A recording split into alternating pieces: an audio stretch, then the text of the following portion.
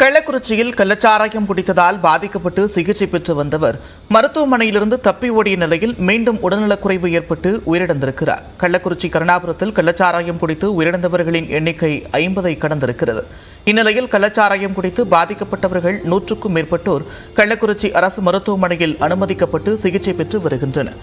அப்படி சிகிச்சை பெற்று வந்த சேது சமுத்திரத்தைச் சேர்ந்த 42 வயதான சுப்பிரமணியன் என்பவர் வியாழக்கிழமை மாலை கள்ளக்குறிச்சி அரசு மருத்துவமனையில் சேர்க்கப்பட்டார். எனினும் தான் உயிரிழந்து விடுவோமோ என்ற அச்சத்தில் மருத்துவமனையிலிருந்து தப்பிய அவர் வீட்டிற்கு சென்றுள்ளார். அதே நேரத்தில் அவருக்கு நேற்று காலை வீட்டிலிருந்தபோது வாந்தி ஏற்பட்டுள்ளது.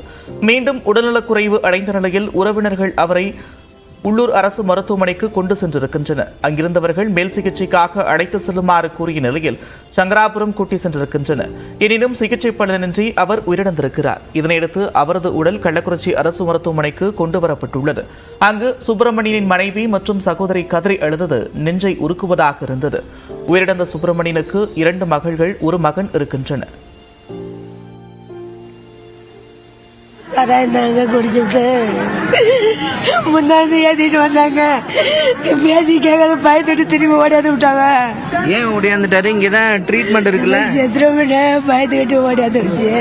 என்ன வயசு? எந்த ஊரு? 41 வயசு 42 வயசு தான். சேஷமுத்திரம். அப்புறம் ராத்திரிக்குள்ள வகுத்தால வாய்த்தால போச்சு. வீட்டுக்குள்ள போய் மரம் சொன்னது கை கால் வச்சிச்சு. உடனே ஆம்புலன்ஸ் போர் பண்ணி சங்கரா அழைச்சிட்டு போனாங்க.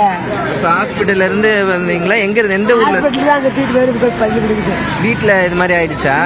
வீட்டுல இருந்து ஹாஸ்பிட்டல் அழைச்சிட்டு போய் ஹாஸ்பிட்டல் போகலே உள்ள போய் ட்ரீட்மெண்ட் கொடுத்தாங்க. இது போய்க்காது அப்படின்ட்டாங்க. எந்த ஹாஸ்பிட்டல்ல?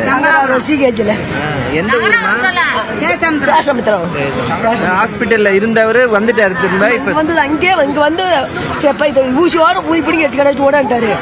ஓடு பயந்துகிட்டு மலங்க நேற்று போயிருக்கலாம். ஆசி போச்சுன்னா ஆயிடுச்சு. ராத்திரி ஏத்திரி போனாங்க. அங்க இன்னைக்கு காலையில உயிர் நின்றுச்சு. பயந்துட்டு ஓடிட்டாங்க சார். திரும்பி நான் 3 பஸ் வந்து இறங்குறேன் சார். அங்க வந்து இறங்குறதுல அவங்க அங்க வந்து இறங்குறாங்க சார். போன்ற என்ன அடிக்கிறாங்க சார். என்ன சாவடிக்கா கூப்பிட்டு பாருங்க.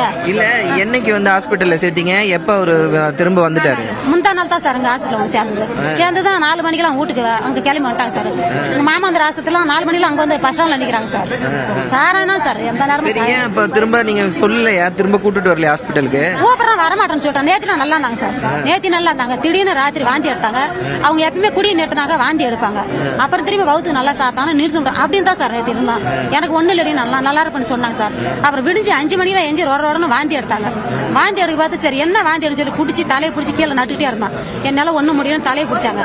அப்புறம் உடனே என் அண்ணன் பையனுக்கு போன் அடிச்சு வர வச்சு ஆம்புலன்ஸுக்கு போன் அடிச்சு மாமாந்திர கொண்டு போங்க சார். அவங்க என்ன பண்ணிட்டாங்க, நாங்க இது ரொம்ப சீரியஸா இருக்கு, நாங்க சங்கராரம் கொண்டு போறோம் சொல்லி அவங்க சங்கராரம் கொண்டு போனாங்க சார். அப்புறம் அங்க போய் முடிஞ்சு போச்சு. அப்புறம் இங்க அடிச்சு விட்டாங்க சார். உங்க ஊர்ல எல்லாம் எப்படி சாராயம் எங்க பார்த்தாலும் விற்கிதா? எப்படி இருக்கு? எங்க பார்த்தாலும் விற்கிறாங்க சார் சாராயம். எங்க பார்த்தாலும் விற்கிறாங்க சார் சாராயம்.